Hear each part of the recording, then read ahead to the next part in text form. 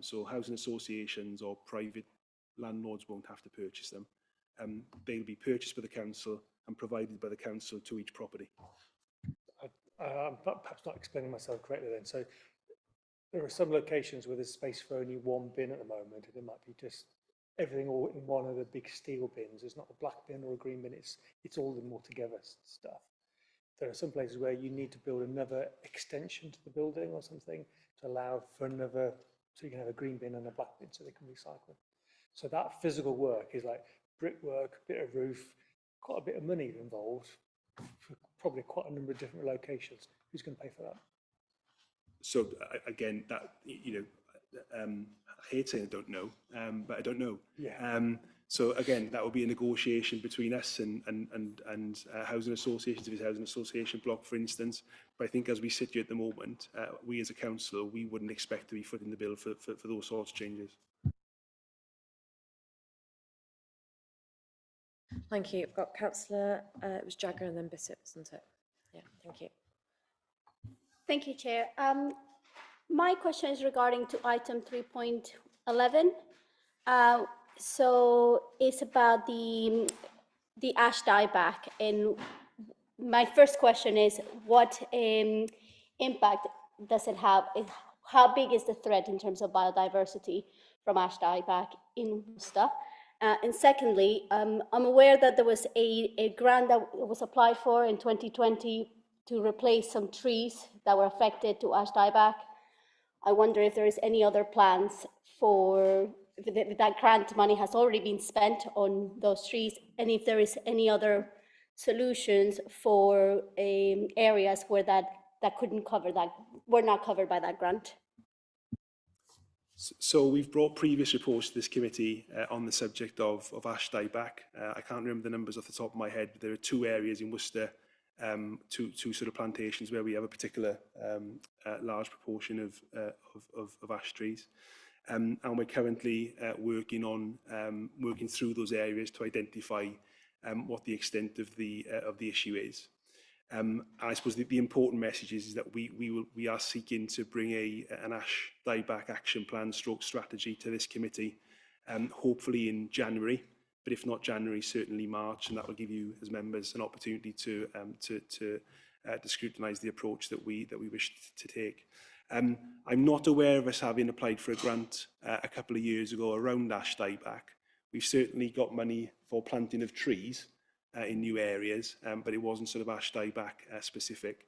I am aware that there is a grant fund open at the moment relating to ash dieback, and hopefully if we get the timing right, we can connect our strategy then to submission of a funding application. Thank you. And one final question, if I may. If ash dieback is a threat to diversity, and I don't know if that's the case, could some of the funding available to address diversity issues be used to address some of the ash dieback problems? Again, you know, there's multiple officers who would give a view. Hopefully, we'd all be of the same view. The funding that we've got available across the strategy and the action plans is fairly flexible. So again, how we use that funding will be a matter for members and not for officers. But you know, we will bring those plans to you as and when they come through. But it certainly could be. It's just a matter of where it comes on the priority list. Councillor Bissett and Councillor Cooper, please. Thank you, Chair. I wanted to ask about Section 8, the Local Nature Recovery Strategy. I note that the County Council are leading on the development of a local nature recovery strategy under the responsible authority. I was just wondering if we could have a bit more detail about how that work is going and whether relationships with the County Council are developing well. Chair, I'm going to ask Ruth to pick that one up, please. Thank you. So I attended a meeting of, around the local nature recovery strategy a couple of weeks ago. It was the first meeting I'd attended because my colleague Claire Neville has been covering that for the team. I was very impressed with the work that's gone on over the last few months. They are shortly due to publish a Worcestershire State of Nature report. So in a similar line to the government's State of Nature report that was published recently, this is a Worcestershire specific, extremely detailed, looking at all the different habitats and the condition of those habitats and different species. So obviously the urban area is included. The focus isn't on Worcester City, to be honest. The focus is on other habitats that are a greater value. From there, the work will then continue around the recovery strategy. But I can say we're being very involved. There's a very strong steering group on that with good representation from third sector, including some academics as well. So yes, we will continue to be part of that, and we can update as appropriate to members here. Thanks, that's very reassuring. Councillor Cooper. Thank you, Chair. I just wanted to say that it's shameful how the government have been delaying and dragging their heels on the deposit scheme. It costs us a huge amount of money, especially in terms of litter, and I just can't see how we're still delaying on it as a country when many other European countries have been doing this for decades. Thank you. Yeah, thank you. Yes, I think, yeah, it is a shame, but we'll keep our eye on it, and obviously when the opportunities arrive, we need to be ready to pounce, don't we? Have I got any other questions, please? No? Okay, right. So the recommendation is to note the contents of the report and ongoing work to be in compliance with the Environment Act, and to improve the draft first considerations, which was in Appendix A. Can I see votes in favour, please? Lovely, thank you. That's unanimous. Great. Thank you very much. That's great. So, agenda item 8 by Ruth. Thank you, Chair. So this report is the progress update for the Environmental Sustainability Strategy Action Plan, and also, excuse me, the Biodiversity Action Programme. We last reported on the Sustainability Action Plan last July, just a few months ago to this committee, just in terms of the timings. We do twice yearly, so with the timings of committee, we're back again on that one. Sorry, we haven't reported very recently on the Biodiversity Action Programme, so this is a good timing to report to you on that one. Apologies, I didn't realise I was losing my voice.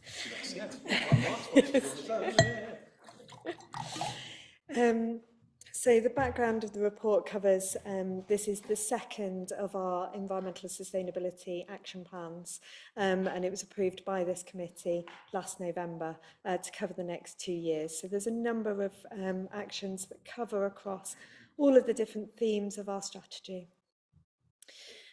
Section 4, particularly sort of for particular noting at this committee, updates you on the progress to refresh the overall sustainability strategy. The strategy is a 10-year strategy, agreed in 2020, but we did say we would refresh it periodically to ensure that we were taking account of new technology changes, new developments, things such as new legislation, as we've just heard with the Environment Act 2021. We have a plan and we've done a considerable amount of work so far, but we have decided that that strategy will be brought to this committee next summer, autumn time. So it gives us plenty of time to essentially do a detailed and thorough refresh of the strategy. We will keep the same themes, but there'll be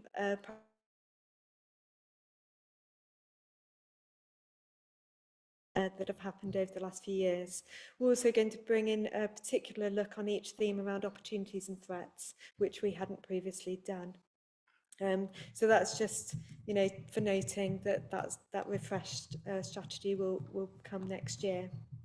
And that will lead nicely into then the next action plan, which will be for this time next year. So having the new strategy, we will then develop the action plan for the following 2 years.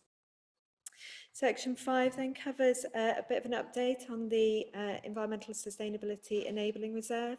Members of the committee may remember that this was a reserve put in place originally as the strategy was agreed, and then that was updated with more money allocated to the reserve in March this year. A lot of that budget is unallocated at the moment, as you will see in 5.4, but obviously, as David's just outlined in the previous report, we've got various new implications, various new duties, particularly around biodiversity, that we will need to fund. We also need to ensure that we have funding, so when there is grant funding that comes available, many of these grant funds require match funding. So we want to ensure that we have the match funding that we can allocate so that we can apply for grant opportunities when they arise. And the heat networks one detailed there is an example of where we've required match. Sections 7 to 13 of the report then outline the progress against the actions for each of the themes of the strategy. I won't go through all of these, bearing in mind time this evening, but just to pick up on a few things. And Appendix 1 details each action and the progress made, the current status of that action in much more detail. There are a couple of actions that are rated sort of red or amber. That's really where perhaps the scope of the project has changed from the original plan. Our performance management system kind of works on milestones, and where you've put those milestones in at the beginning of a project doesn't particularly like it when you perhaps extend the scope of a project to reflect that project development. Overall, the progress on the actions is very positive. So just to pick up on a few bits for you, obviously feel free to ask questions if you have specific questions around projects. But 7.5 outlines that the crematorium represents a significant proportion of the council's carbon footprint at 18%. Having electric cremators there, which would then be powered by green electricity, would make a huge difference to the council's carbon footprint. So that's, yeah, we're very hopeful on that grant. We have also submitted an application to the Swimming Pool Support Fund for funding for Purdeswell Sports Centre, and we also submitted on behalf of Lower Wick Swimming Pool as well. As per the conditions of that grant, they had to apply through the local authorities, so we were pleased to facilitate that for them. Our work continues on housing. It's a huge amount of work that our housing team have done on energy efficiency works in homes, and that really positive work continues. So we are continuing to deliver under the LAD3 and the HUG schemes, the Home Upgrade Grant. Particular focus of that project now is on off-gas properties. So that's a small subset of our property, but really important that we look at how we can move people into more sustainable heating and